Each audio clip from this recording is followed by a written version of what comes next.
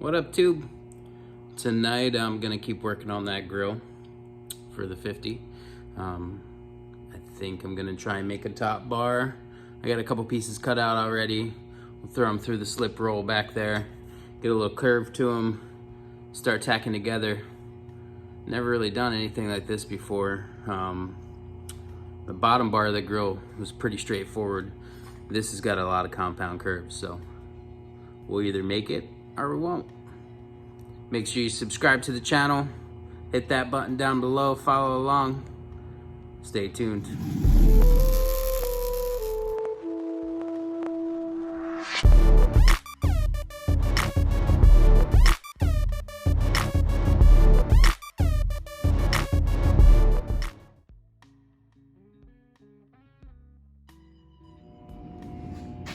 So before I started shooting, I made a couple pieces here and I already put it together.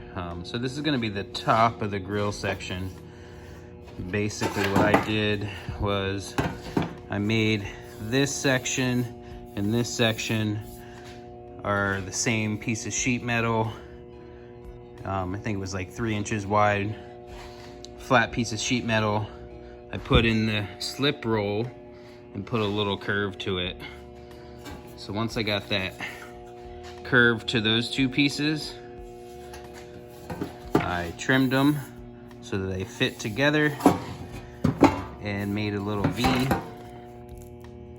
tacked them, and then I grabbed 2 more pieces about the same size, did the same thing with a little less of a curve, and that'll allow my roll to the top. And let me show you what's going on with this. So I still have the top bar in for my stock grill, just so I can keep things lined up. But we're gonna pull that out here shortly. And that bar is gonna go in there. That way it's a little beefier. The bottom one I made is way beefier than the stock one. So that'll go in there. I wanna make something now to curve down into there, just so I have this big opening. This piece, I think I'm gonna get some round bar and scab out my shape and then try and make sheet metal to fit on it. With these pieces, I don't have any round bar in there.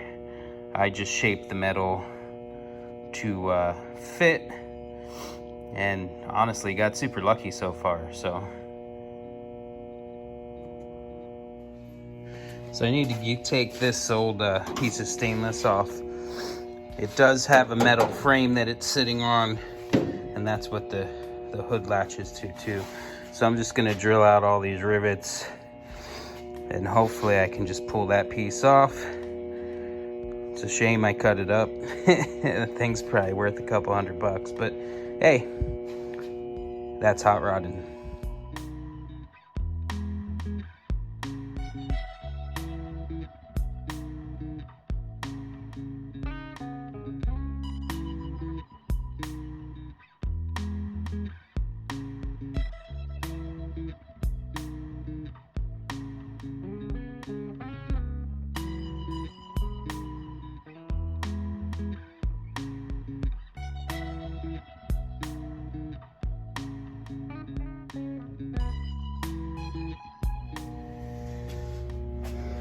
So now I got that top one off. You can see it kind of fits in there a little better.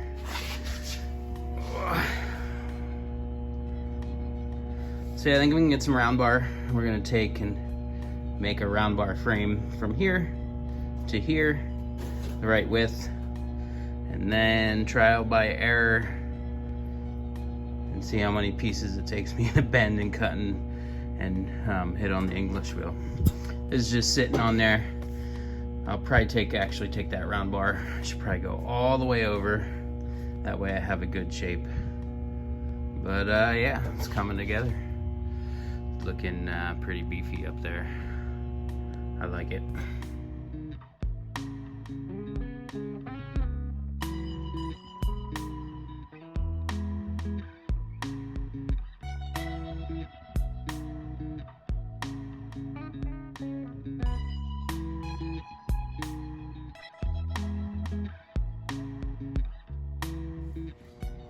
So now that I got my curve figured out, I need to make another one for the other side. I want them to be the same. So I'm gonna tack weld this to this piece of scrap sheet metal and then bend that around it. Try and make two pretty close to the same curve, and then the height might change just because left to right. It's not perfect. The top bar isn't perfect, the bottom bar isn't perfect. So yeah, no, we're gonna eyeball it and get it as close as possible.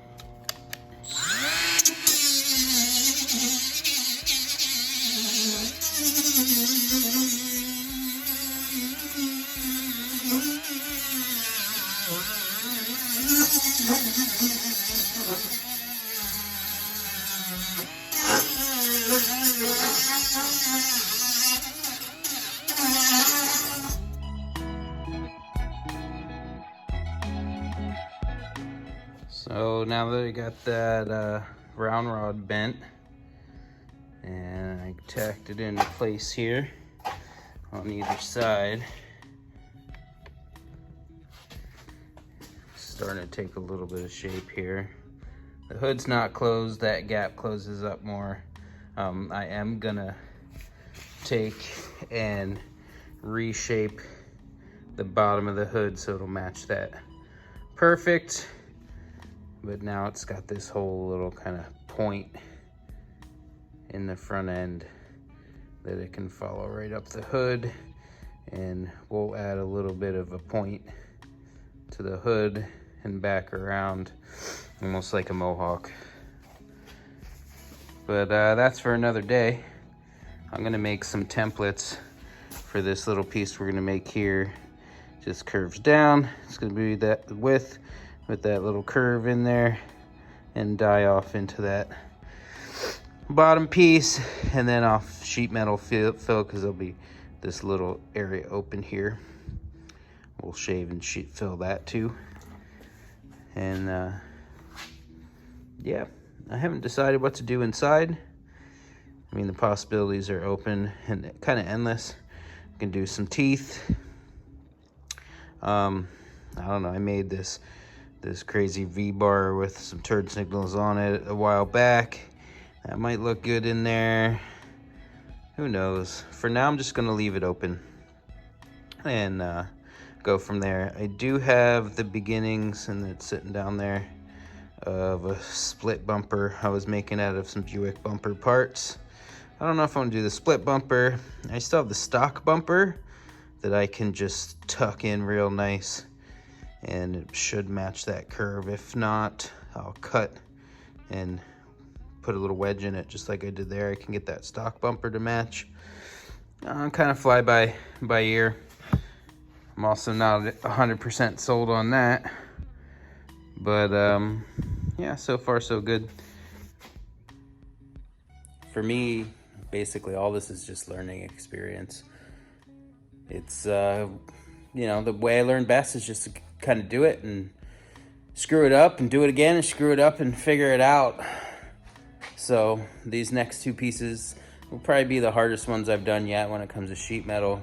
They dip down real far and they get a nice compound curve to them in two different directions, and three if you count the way they curve down into the grill. So yeah, I'm gonna make some templates out of some box here, and try and make those 2 pieces and see how I do. So I made a cardboard template of the piece I want to cut out, and then I just used a little bluing fluid and sprayed it on here. I need 2 of those. I got this little toothless shear, cheapo from Harbor Freight, but it works pretty good. So I'm gonna cut that out using that guy, get 2 of those, and hit the English wheel.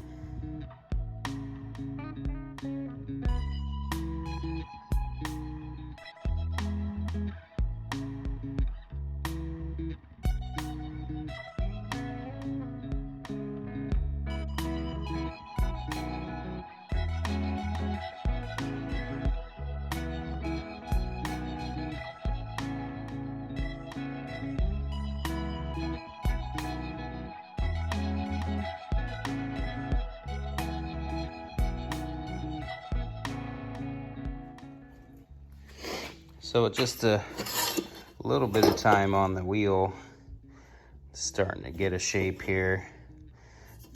A nice curve this way, and the other way as well. So I'm gonna keep working that. Maybe give it a little bit more forceful push with a hammer and some dies and get it started. But yeah, it's starting to come to shape. Still got a decent way to go before that fits properly, but it's getting there. A little bit more curve so it matches the top, and then we'll trim it down. I made my stuff all a little big so that I could trim it down after and get everything together. But so yeah, I'll keep working this piece until I get it curved enough. If you haven't used an English wheel before, it's a lot of work. It make you sweat. A lot of guys would have started with a body hammer and just kind of beat on it and got it a little closer to shape first. I don't have a bag, so I decided to just go at it with the wheel. And yeah, I think I'm gonna go get a bag because this will take me all night at this rate. So yeah, I think that's gonna be about it for tonight. I'm gonna go out, tool up a little bit more and get a bag, get a plastic mallet. That way I can get a better shape in there before I start rolling it on the wheel. Take a little bit of time off of what I'm doing. So like I said, this is the first time I really worked with one of these that isn't a tiny piece of shit. It is fun. It's a lot of fun. I definitely suggest, if you haven't tried it before, go out and get one. I think this thing brand new is like 320 bucks. So for that, I mean, how you can't beat that. I get lucked out, picked it up super cheap on Facebook Marketplace. Guy had a body shop and was getting rid of some stuff he wasn't using. He probably moved on to something bigger and better. But yeah, for me, it works out real good. I'll learn how to use it and get better and better every time I do something. And when I'm ready for a nicer tool, I'll get a nicer tool. But yeah, between that and my shear, this thing's probably one of my favorite tools. It makes cutting everything easy. And then of course the slip roll brake that you see me use in other videos. You can pretty much make anything. As always, thanks for tuning in. Make sure you hit that subscribe button below. Follow along on everything we do. I'll get some more of this work done next time we're in the garage. Get those 2 pieces done for the grill and start tacking things together and welding them up. I'll probably MIG weld that whole thing. I do have access to a TIG welder. I don't have one in the shop here.